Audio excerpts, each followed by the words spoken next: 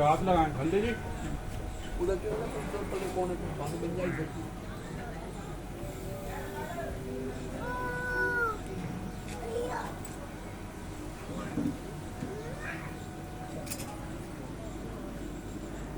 आगे साइड जी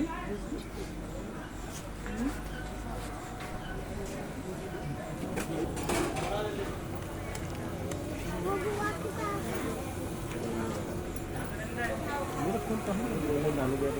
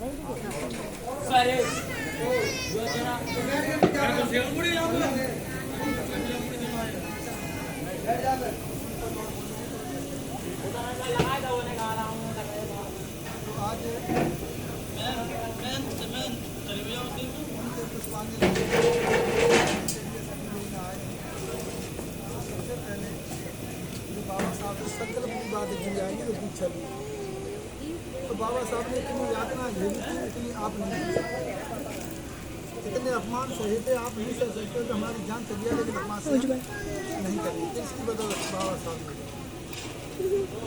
तो बाबा साहब ने संकल्प ये भी किया था उन्होंने बहुत परेशानियाँ झेल करके जब मैं संकल्प करता हूँ जब मैं हिंदू धर्म में पैदा हुआ ये मेरे बस की बात नहीं है, किसी के बस की बात नहीं हुई किसी धर्म में पैदा हुआ, लेकिन ये मेरे बस की बात है कि मैं हिंदू रह करके मरी नहीं।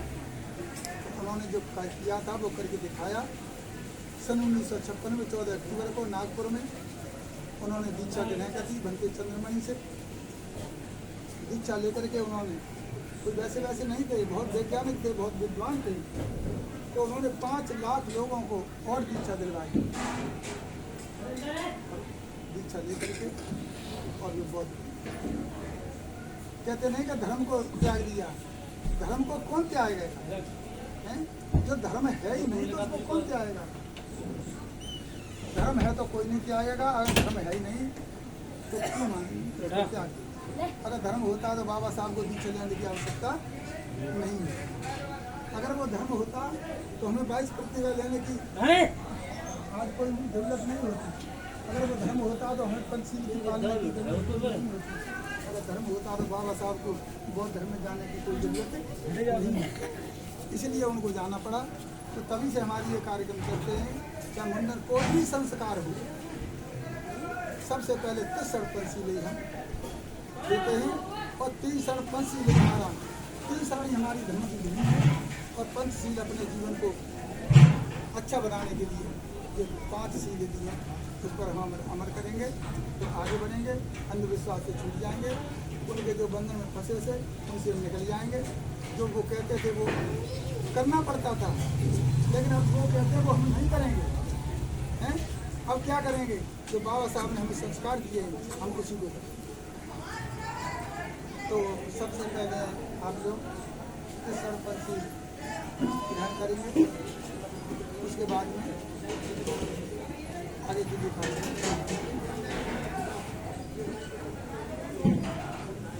इसलिए आज की देखिए हमारे बड़े बड़े विद्वान भी हैं, नेता भी हैं, लेकिन यही बात आ जाती है कि कृष्ण पंचमी की याचना बोली हट जाते पढ़े लिखे सब कुछ है, लेकिन अगर कोई है तो कृष्ण पंचमी की याचना बोलने तो बहुत अच्छी बात है।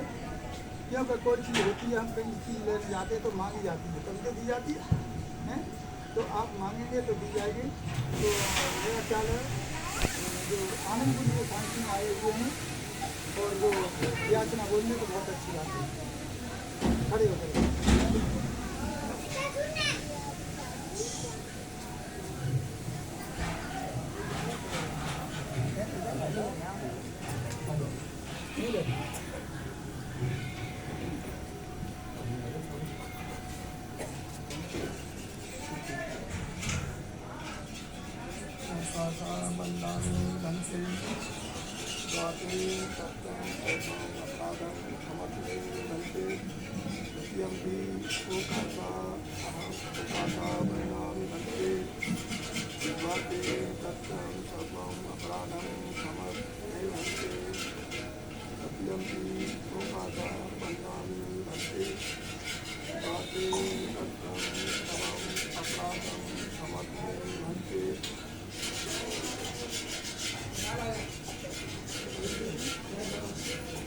हम वंदामि तम। आप पहले बोले ना। अच्छा अच्छा। ते शरणा सह पंचीलंग मन संपन्न। सही बोले। आम बांधे तो बाबा अहम बनते कृष्ण सह पंचीलंग धम्मं याचामि अनुग्रहं तत्वा शीलं एतमेव बनते द्वितीयंपि मोकासा अहम बनते कृष्ण सह पंचशीलं धम्मं याचामि अनुग्रहं तत्वा शीलं एतमेव बनते तृतीयंपि मोकासा अहम बनते कृष्ण सह पंचशीलं धम्मं याचामि अनुग्रहं तत्वा शीलं एतमेव बनते। हम वदामि तम वंदते। सही बोले। आम बनते साधु साधु साधु। देखिए उन्होंने जो सीधी रचना करी थी इसलिए करी थी जब बनते जी कृपा करके। और मैं पूरा नमोद करके नमोद करके पूरा सारा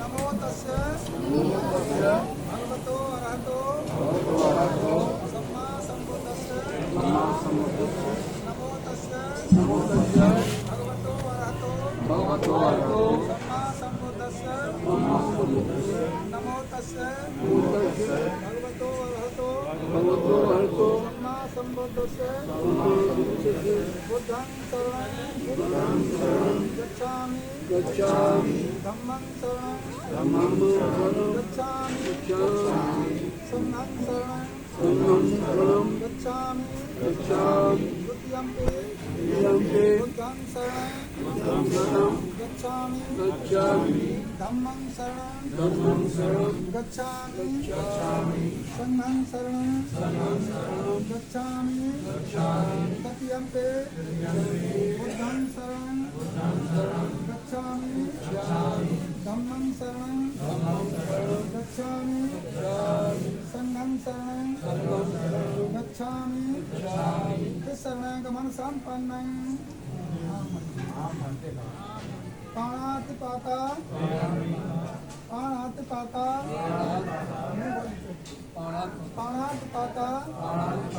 वेरमणि सिक्खापदं समादयामि अग्न्यादाना वेरमणि सिक्खापदं समादयामि कामेश मिथ्याचारा वेरमणि सिक्खापदं समादयामि मूसावादा वेरमणि सिक्खापदं समादयामि सुरामेर्य मज्ज समाधिष्ठाना वेरमणि सिक्खापदं समादयामि सह पंचीलं गमन संपन्नं साधु साधु साधु।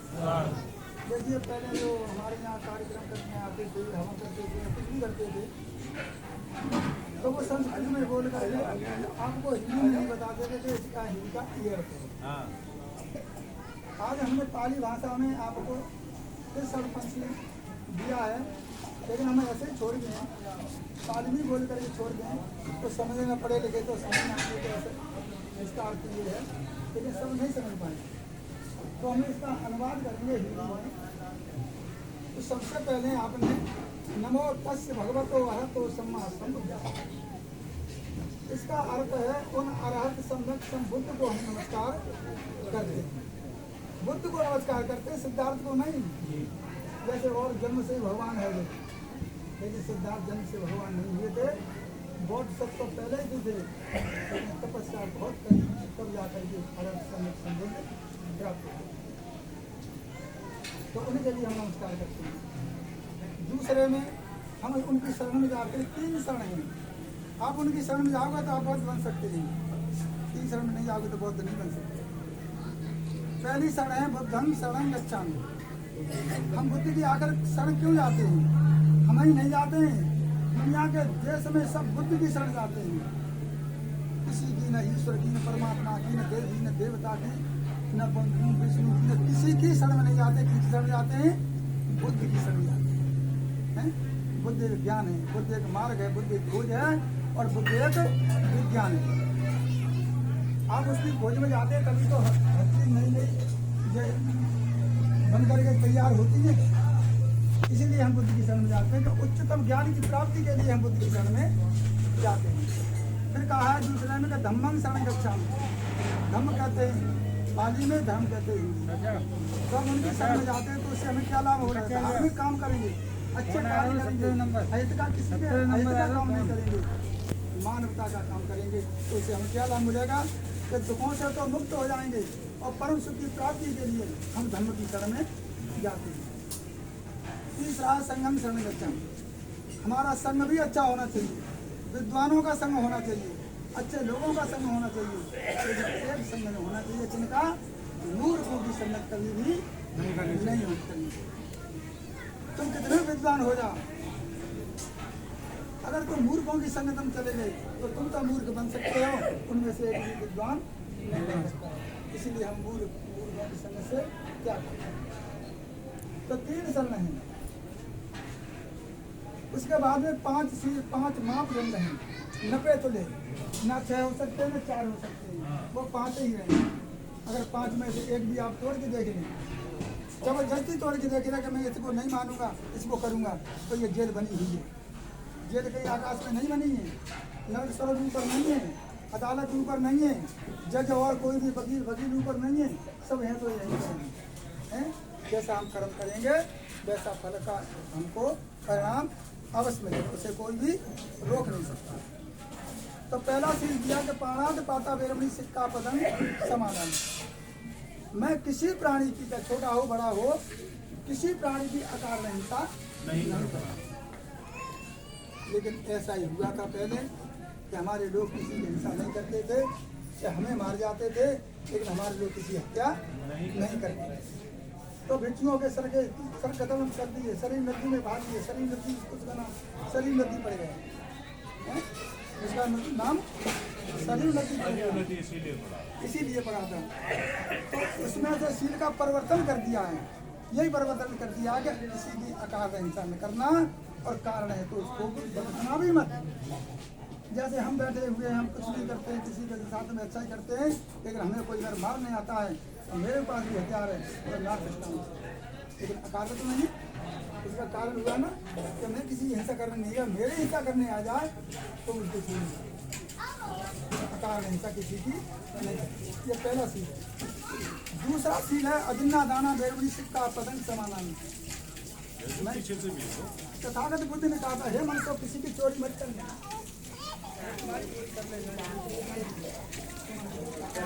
सब लोग चोरी करोगे इसलिए बनाए 5 किलोमीटर प्रधानमंत्री भी चोरी। उसके बाद में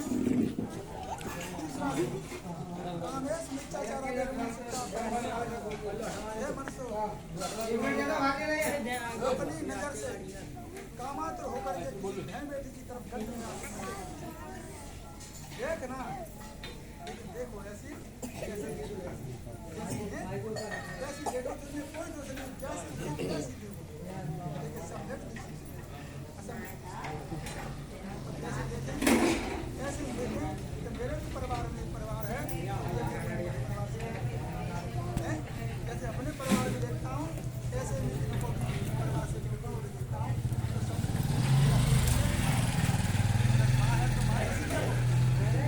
बहन है तो बहन जैसी देखो, और पुत्री है तो पुत्री जैसी देखो, जैसे अपने परिवार में देखते हैं वैसे कभी भी उनको गलत निगाह से मन नहीं। आप तो जानते हैं ज़्यादा बोल के नहीं देना, गलत निगाह तो गलती निगाह होती है। उसके बाद में मूसा वादा बेरमणी सिक्का पतंग समाना, चौथा सीखा मूसा वादा बेरमणी सिक्का पतंग समाना। ये वाणी मुँह से ही बोली जाती है, लेकिन इसमें 4 दोष बहुत।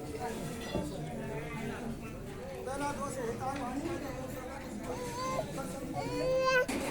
भैया के करसों बोली बोल दिया हम तो जबरदस्त रहना है ना, ठीक तो बोलेंगे और देख लिया कि ये जबरदस्त है तो उससे नहीं बोलेंगे, लेकिन कोई बात कोई के साथ जाता है उससे भी कक्षा बन जाते हैं, जीवन से भी कक्षा बन जाते हैं, जबरदस्त तो अपनी सुरक्षा की चिंता हो जाती है।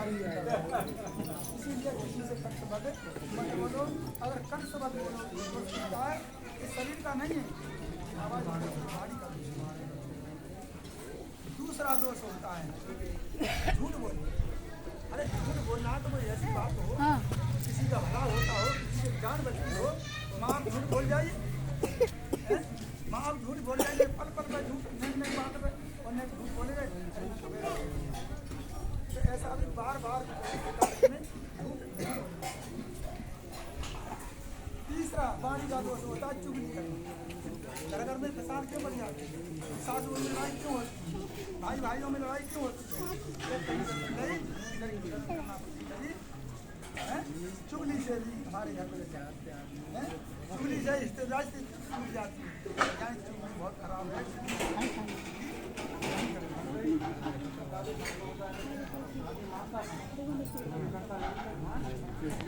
अब देखिए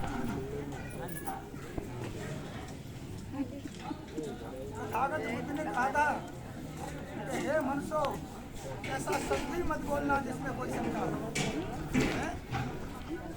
ऐसा सच भी मत बोलना जैसे कि आपने सही कहा, और मैं भी झूठ नहीं बोलूँगा, आपने कही तो बोलूँगा। निक्की दीदी नहीं आई।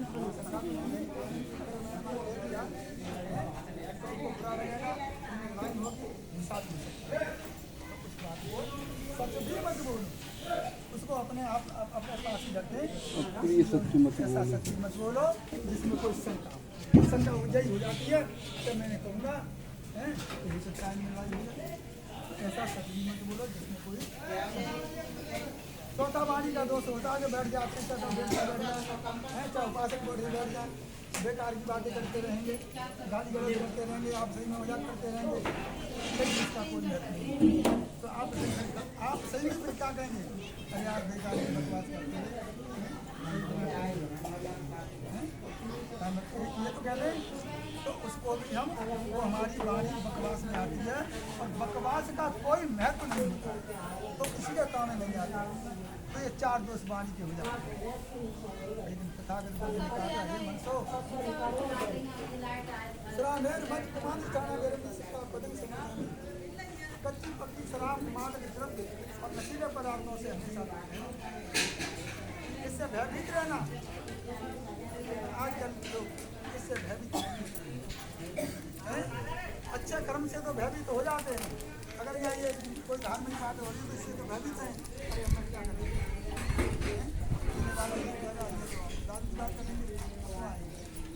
तो बुद्ध ने कहा था कि हे मनुष्यों अगर पर्वत से कूदने की आवश्यकता हो जाए तो किसी के कामयाब हो जाए तो आप जान सकते हैं आप कूद जाए। इससे भयभीत मत होना तो मेरी जान चली जाएगी, लेकिन जान तो चली जाएगी, नाम नहीं आ जाए। दूसरा, अगर कहीं चलती हुई आग से किसी की जान बच जाए और मेरी जान चली जाए, परिवार को बचा, तो वो तो हुई जो पाताल में कूद जाए, तो वो तो हो गई तपस्या की साधना। क्योंकि वो सिर्फ तपस्या कर रही कि मैं उसको बचा के मारूंगा, तो वो तो हुई तपस्या की साधना। लेकिन जब की आग में कूदना अगर जान की चली जाए तो उसको वर्ण परीक्षा। तो वर्ण परीक्षा क्या होती है? तुम किसी सुनाग पे सोना ले आओ और 10 साल बाद वहाँ जो जाओ लौटा ले जाओ, ऐसे नहीं देगा। तो कैसे देगा? तपा के देगा, ऐसे नहीं मानेगा, तपा के देगा। तो वो सुवर्ण परीक्षा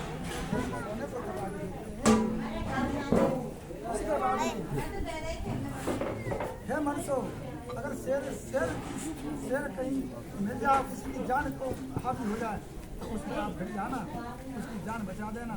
तुम्हारी जान बेशक चली जाए लेकिन तुम्हारी इतिहास में नाम होगा बहादुरी की परीक्षा है। सब लोग कहेंगे इतना बहादुर था वो शेर से टकरा गए। लेकिन हे मनसो, भयभीत तो होता है, घर रख लेता है, पूरे आदमी भयभीत तो होता है, लेकिन फिर से उससे भयभीत न हो करके उसको तो शराब बहुत बुरी चीज़ है। शराब ही सब दुखों की जननी होती है। सो रहे हो तो मतलब की बात चल रही है। शराब ही सब दुखों की जननी होती है। शराब पी करके आदमी किसी को नहीं देखता है, चाहे माँ हो, चाहे बहन हो, चाहे बेटी हो, तो किसी की तरफ नहीं देखता।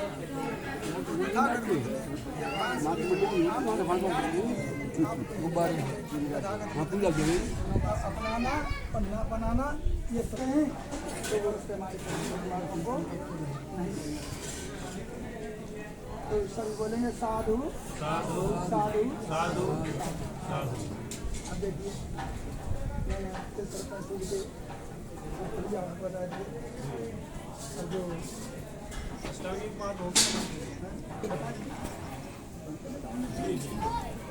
हमारे अम्बेडकर के धम्म प्रिय हैं, वो आपको धम्म देता आगे लिए आपको सबको बताएंगे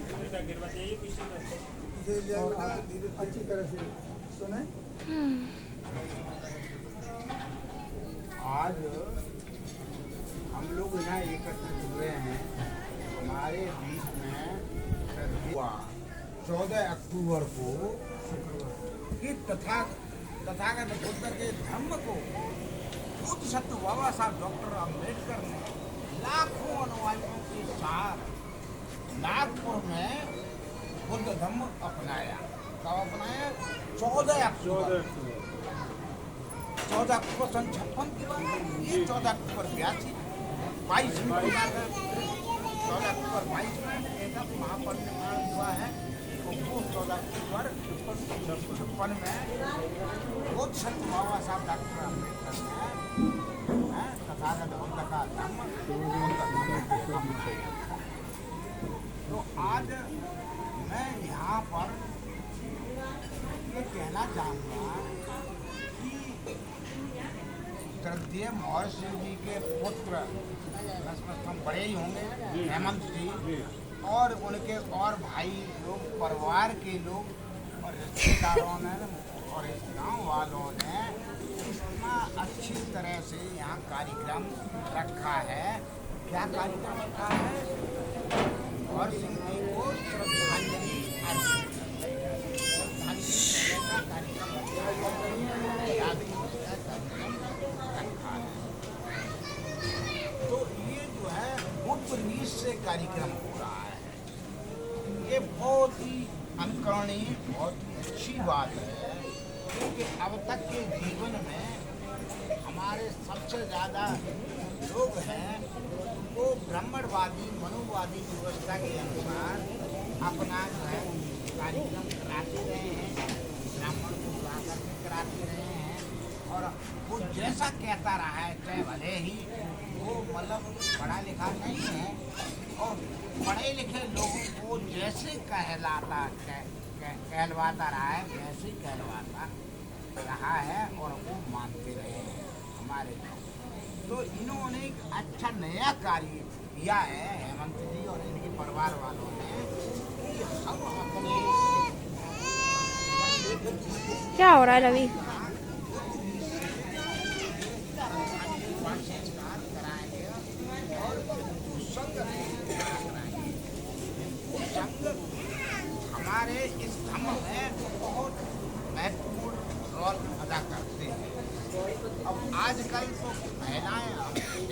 बहुत हैं, तादाद में ज़्यादा है पृथ्वी से। तो पहले तथागत बुद्ध के समय में भिक्षुणी भी संघ था। जिस तरीके से हम भिक्षु हैं, 4 भिक्षु हैं, तो 2 भिक्षु हो जाए या 2 से ज़्यादा हो जाए तो भिक्षु संघ कहलाता है।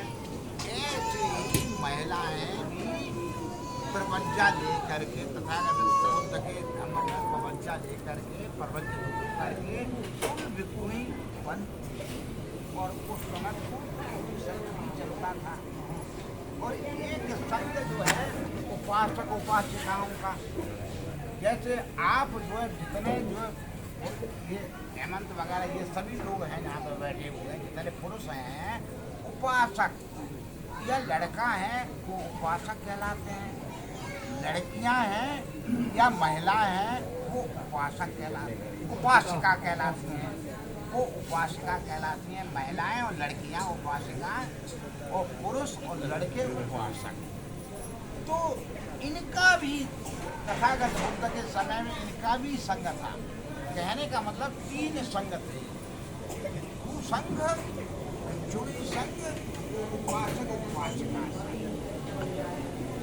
तो इस तरीके से धम्म के रास्ता में मतलब जो है तथागत बुद्ध के मतलब जो है मार्ग के अनुसार सभी लोग चलते हैं। तो उस चीज को इसी देश का धम्म है, धम्म इसी देश का है। कौन सा धम्म? बौद्ध धम्म इसी देश का है, कहीं बाहर का नहीं है। परंतु इस देश से धम्म बढ़ करके विदेशों तक पहुंचा। आज जो है हमारे विदेशों में बहुत सारे देश ऐसे हैं जो पूरे के पूरे बुद्धिस्ट देश हैं, बुद्धिस्ट कंट्री हैं। तो वहाँ पर भगवान बुद्ध के ही धर्म पर चलते हैं, उनको मानते हैं। अब बुद्ध का धर्म जो है ये मतलब जो है हम लोगों ने अपनाया। हेमंत जी उसी के अनुसार कार्य करवा रहे हैं, चल ही रहे होंगे जरूर। जब कार्य करा रहे हैं तो चल ही रहे होंगे। राजा तो मैं ये कहना चाहता हूँ कि ये बुद्ध धर्म आवश्यक है। देखिए आज जितनी भी तरक्की हुई, जितनी प्रगति हुई है, तो वो सबका सब प्रगति तरक्की वो सत्य बाबा साहब डॉक्टर B.R. अम्बेडकर की वजह से हुई। वो सत्य बाबा साहब डॉक्टर भीमराव अम्बेडकर की वजह से हुई है। और बाबा साहब डॉक्टर अम्बेडकर संसार के 6 विद्वान छांटे गए, उसमें नंबर 1 थे बाबा साहब डॉक्टर अम्बेडकर। अपने विद्वान पढ़े लिखे, तो इतना होने के बावजूद उनको जो समाज है, खास तौर से मनुवादी समाज, ब्राह्मणवादी समाज, उनको इज्जत सत्कार नहीं देते थे। बाबा साहब डॉक्टर अम्बेडकर ने सोचा कि मैं तो संसार का जब ये आकलन हुआ है तो मेरे को ये मालूम पड़ा है कि मेरे को बताया गया कि मैं संसार के 6 विद्वान छाटे नहीं, उनमें नंबर 1 कम। फिर क्यों है? फिर हमारा आदर सत्कार क्यों नहीं होता? हमारी क्यों बेइज्जती करते हैं? हमको क्यों नहीं महत्व देते हैं? यहाँ के लोग, यहाँ भारत के लोग क्यों नहीं देते हैं?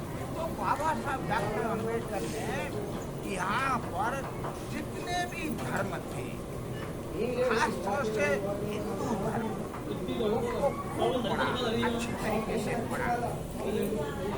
और इस्लाम धर्म भी पढ़ा, मुसलमानों का, और क्रिश्चियन ईसाइयों का धर्म भी पढ़ा, सिख का धर्म भी पढ़ा, सारे धर्मों का अध्ययन किया। और वो बाबा साहब डॉक्टर अम्बेडकर इस नतीजे में पहुँचे कि तथागत बुद्ध का धर्म नंबर 1 तो इसी देश का धर्म है। और ये धर्म, और इनमें विशेषता ही विशेषता है। क्या विशेषता है? ये धर्म समता, स्वतंत्रता बंधत्व न्याय के ऊपर आधारित है। इस धर्म में बराबरी है, भाईचारा है, न्याय है। और ये धर्म में और क्या खास बात है, ये धर्म वैज्ञानिक धर्म, वैज्ञानिक है। इसमें मिलावट नहीं हो सकती। 2 धन 2 4 ही हो गए या 2 गुणा 2 4 ही हो गए, 5 या 6, इसमें मिलावट नहीं हो सकती। ये वैज्ञानिक धर्म है। और बाबा साहब ने देखा ये मानवतावादी धर्म है। मानव में कोई अंतर नहीं रखता है तथागत बुद्ध का। और उन्होंने देखा आगे और देखा ये प्रकृतिवादी धर्म है, प्रकृतिवादी धर्म है। कुदरत है, प्रकृति है, सत्य है। अब कैसे सत्य है आप लोग जानते ही हैं। सूर्य अगर सुबह को ही निकलता है तो सुबह ही निकलेगा, शाम को ढलता है तो शाम को ढलेगा। चंद्रमा जो है रात को निकलता है तो रात में ही अपना सवेरे के टाइम में समाप्त होता है। ऐसे ही दिनों का है? पहले रविवार या इतवार है, फिर चंद्रवार जिसको कहते हैं सोमवार, फिर बुधवारों है जिसको कहते हैं मंगलवार। इस तरह के नंबर बाई नंबर अपने आप आते रहते हैं। इसमें कोई वो नहीं करता कि अब ये आ जाए, वो हम बता रहे हैं कि ये रहेगा, सो नहीं रहेगा, वो नंबर से चलेगा। ऐसी तिथियां हैं, ऐसे ही दिन है, ऐसी रात है। जब इस समय दिन है, अब समय आएगा रात भी होगी। तो ये परिवर्तनशील है। सारा संसार, सारी प्रकृति परिवर्तनशील है। इसमें क्षण क्षण परिवर्तन होता रहता है। और ये बिल्कुल सत्य है, प्रकृति सत्य है। तो प्रकृति में किसान लोग हैं वो भी जानते हैं कि मतलब हमें जो है अगर गेहूँ बोएंगे तो गेहूँ उपजेगा, आम का पेड़ लगाएंगे तो आम का ही उपजेगा, फल ही मीठे फल देगा। और बबूल का लगाएंगे तो बबूल का कांटे वाला देगा। तो मतलब प्रकृति। तो ये तथागत बुद्ध का धर्म कैसा है? ये मानवतावादी है। मानव में कोई भेद नहीं करता, इंसान में कोई भेद नहीं करता है, मानवतावादी है? और मतलब जो तथागत बुद्ध के ही समय से ये चल गया कि बुद्ध धर्म की क्या पहचान, मानव एक समान।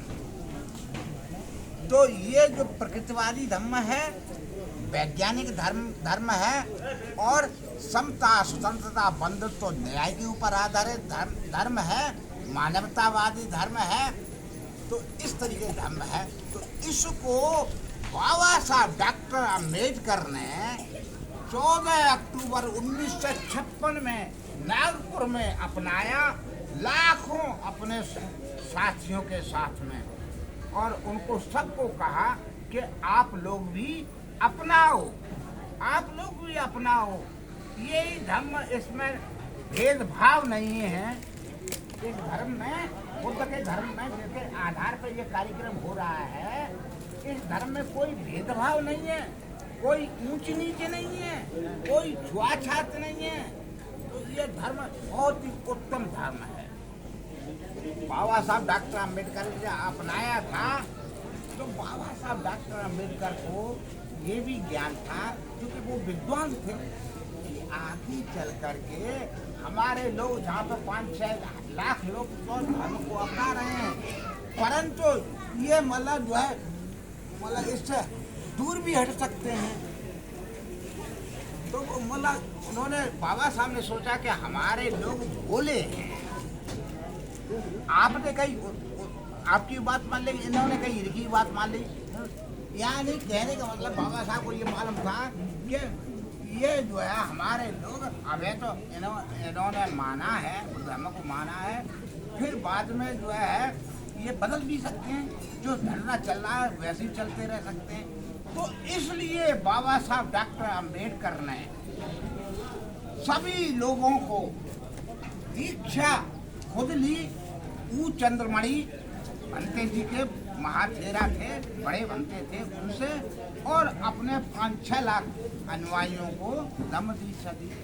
और जब वो उन्होंने कहा कि ये हमारे लोग बदल सकते हैं, दूसरे के दबाव में आ सकते हैं, तो बाबा साहब डॉक्टर अम्बेडकर ने मतलब 22 प्रतिज्ञाएं दी। जिन्होंने धर्म अख्तियार किया, धर्म स्वीकार किया, बाबा साहब डॉक्टर अम्बेडकर ने प्रतिज्ञाएं दी। अभी आप लोग जो है टेलीविजन पे या स्मार्टफोन होंगे, दिल्ली में पूरे भारतवर्ष में जगह पे जगह बुद्ध दीक्षा का कार्यक्रम चल रहा है। और 22 जो प्रतिज्ञाएं कराई थी बाबा साहब डॉक्टर अम्बेडकर ने, वो भी मतलब दीक्षा के समय वो भी कराई जा रही। तो वो भी मैं आप लोगों को बता देना चाह रहा हूँ। अभी आपकी इच्छा है उन पर चलना या ना चलना, वैसे चलेंगे तो आपका कल्याण होगा। बाबा साहब डॉक्टर अम्बेडकर ने उसमें बहुत जोर दिया, क्योंकि हमारे लोग यहाँ सुन करके चले जाएंगे, घर में पहुँचेंगे तो ब्राह्मण पहुँच जाएगा और लोग पहुँच जाएंगे तो उनकी राह में राह चलने लगेंगे और सब बुद्ध धर्म को छोड़ देंगे। तो बाबा साहब डॉक्टर अम्बेडकर ने सबसे कहा, सुन लो आप, कि बाबा साहब ने कहा कि आप लोग प्रतिज्ञा करो कि मैं हिंदू धर्म से संबंधित ब्रह्मा विष्णु महेश को ईश्वर नहीं मानूंगा, न उनकी पूजा करूंगा। तो आप लोग इस चीज को कितने सहमत हैं, बताओ, हाथ उठाएं। हाँ, महिलाएं, परंतु मैं पूछूंगा, हाथ तो उठाया, मैं पूछूंगा क्या कितनी लड़कियां, कितनी महिलाएं करवा चौथ का व्रत रही, और कितनी महिलाएं, कितनी लड़कियां 9 दिन का व्रत रही, ये भी पूछूंगा। हाथ तो उठाया है, समझ गए? तो उन्होंने पहली जो प्रतिज्ञा कराई थी वो कराई थी कि मैं ब्रह्मा विष्णु महेश को ईश्वर नहीं मानूंगा, नहीं मानूंगी, ये प्रतिज्ञा कराई।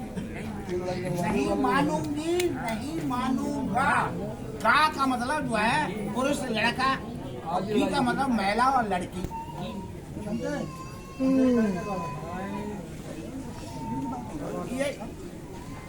ये है दूसरी प्रतिज्ञा बाबा साहब डॉक्टर अम्बेडकर ने कराई। वो कराई कि मैं राम और कृष्ण को ईश्वर नहीं मानूंगा, न मानूंगी। राम कृष्ण को ईश्वर नहीं मानूंगी, न मानूंगा। ठीक है, हाथ उठवाते चलो। चलो सुन ले। अब और अच्छी बात बता, तो ये नहीं मानूंगी, न मानूंगी, और न जो है उनकी पूजा करूंगा। उनकी रामकृष्ण की पूजा भी नहीं करना है, समझे लाली, समझ रही है? हाँ, 9 दिन का व्रत 11 लगा के चल देंगी माता पे जल लेके, वो कुछ नहीं करना है। तो ये जो है ये दूसरी प्रतिज्ञा हो गई। तीसरी प्रतिज्ञा बाबा साहब डॉक्टर अम्बेडकर ने कराई कि मैं गौरी गणपति को ईश्वर देवता नहीं मानूंगा और न मानूंगी, न उनकी पूजा करूंगा। गौरी गणपति, गौरी समझती हो ना? दुर्गा, न दुर्गा, गोरी गोरी तो काली गोरी। हाँ, बनते जी साथ में प्रतिज्ञा कराते चलिएगा। देखना करे कोई अबे मैं थोड़ा सा पक्का कर लेना। ठीक। ये सब मानती ना तो व्रत रख के लंबी उम्र करेंगे। हाँ, वही तो मैं कह रहा हूँ। मैं कहूँगा पहले ये अगली प्रतिज्ञा बाबा साहब डॉक्टर अम्बेडकर ने कराई कि मैं ये श्राद्ध नहीं करूँगा, न करूँगी श्राद्ध, और वो भी ब्राह्मण के द्वारा श्राद्ध नहीं करूँगा, न करूँगी। श्राद्ध जानते हो? मतलब जो है कहाँ से ला करके और बाबू ब्राह्मण को बुला करके हैं, और कौवनिया को अपने पिता माँ बनाते हैं, और भाव के छत्र पे कौवन को बुलाते हैं। खाया कगौर कहते हैं। तो ये कगौर फगौर कतई नहीं होना है। आप लोग समझ रहे हैं, बुद्धिजीवी लोग भी समझे, कगौर फगौर जो श्रद्धा ये जो नहीं करना है, और ब्राह्मण से तो कोई कार्य कराना ही नहीं है, ये है। और जो है आगे हमें तथागत बुद्ध के धम्म के अनुसार अष्टांग के मार्ग पे चलना है। अष्टांग के मार्ग 3 तत्वों में विभाजित है, शील, समाधि और प्रज्ञा। इन तीनों तत्वों के आधार पर हमको चलना है। अपने बच्चों को शिक्षा देनी है उन पर चलने के लिए, तो ये हमारा वो होगा। और अभी जो है 5 शील भंते जी ने दिए थे, वो सारे के सारे शील भी इन 22 प्रतिज्ञाओं में आते हैं, जिसमें पहला शील जो दिया था, पाणातिपाता बेरमणी सिक्का पतंग समाधियामी, कहा था ना, मैं अकारण जीव हिंसा न करने की शिक्षा ग्रहण करती हूँ या करता हूँ। शिक्षा पदंग समाधियामी, शिक्षा ग्रहण करती हूँ या करता हूँ। अधन्ना दाना बेरमणी सिक्का पदंग समाधियामी, मैं चोरी न करने की शिक्षा ग्रहण करती हूँ या करता हूँ। चोरी ये भी चोरी होती है, इनकी चीज है और ये लेना चाहते हैं। ये जब तक ये ना दें और वो मांगे नहीं, तब तक वो ना तो बोले और ना ये दें। और अगर ऐसा नहीं किया और उन्होंने ये चलेंगे उठ के, और यहाँ पर इनका मान लो कुछ 100 रुपया का नोट रह गया, इन्होंने देखा कोई नहीं है इधर उधर, जेब में रख लिया, वो भी चोरी है। तो ये शील और ये जितना भी हम व्यभिचार नहीं करना है, झूठ नहीं बोलना है, चुगली नहीं करना है, ये सब, और ये जैसा पत्ता नहीं करना है, तो ये भी है। तो इस तरीके से ये भी उसमें आ जाते हैं, ठीक है ना। और ये जो गंगा नहाने का बड़ा प्रचलन है, सोमवती आ रही है, सोमवती है कि फलाना है, ये वो जाएंगी। इसके अलावा एक और देखो, हमको जो है आप लोग एक व्यक्ति इसी समाज का है, वो बहुत ज्यादा मतलब जो है बाबा साहब डॉक्टर अम्बेडकर के मिशन से हम लोगों को हटा रहा है, दूर कर रहा है। हम लोग जो है आपस में जय भीम करते थे, सुबह को जब अपने कट्टी पेशा को जाते थे तब करते थे, जब भी कहीं जाते रिश्तेदार जाते तब। परंतु अब आजकल वो चीज छूट गई, जय भीम करना छूट गए। आप लोग समझ रहे हो किनकी वजह है? और बड़ा लंबा चौड़ा कहते हैं साकार निराकार बाबा बोले ना। अरे हम तो कह रहे हैं वो सत्य बाबा साहब डॉक्टर अम्बेडकर को क्यों नहीं मानते? सारी तरक्की इनकी वजह से हुई है। आज जो है मैं भिक्खू हूँ, पहले मैं गृहस्थ जीवन में पढ़ा लिखा इंजीनियर रहा, तो बाबा साहब डॉक्टर अम्बेडकर की बदौलत रहा है। तो बाबा साहब डॉक्टर अम्बेडकर की बदौलत सारे तरक्की के काम हुए हैं। पढ़ाई लिखाई, नौकरी में जाना, अच्छे मकान बनाना, अच्छे मकानों में रहना, और बच्चों को अच्छा पढ़ाना, अच्छा खिलाना, अच्छा कपड़ा पहनाना, ये सब बाबा साहब की बदौलत हुई है। तो उस व्यक्ति ने बाबा साहब का नाम लेना जो है बंद कर दिया है, ये बहुत ही गलत बात है। हम लोग जो है इतने बाबा साहब के मामले में इतने संवेदनशील होना चाहिए, संवेदनशील कि बाबा साहब डॉक्टर अम्बेडकर ही हमारे सही माने में मसीहा हैं। उन्होंने ही हमारे सब तरक्की के दरवाजे खोले हैं, हमको उनको मानना चाहिए। और बाबा साहब डॉक्टर अम्बेडकर ने जो धर्म हम लोगों को दिया है, धर्म तो हिंदूवादी के हिसाब से करते हैं हम, धम्म कहते हैं। बाबा साहब डॉक्टर अम्बेडकर ने जो हम लोगों को धम्म दिया है, उसमें चलें तभी तो हमारा कल्याण होगा। और अगर चलोगे नहीं तो कल्याण नहीं होगा।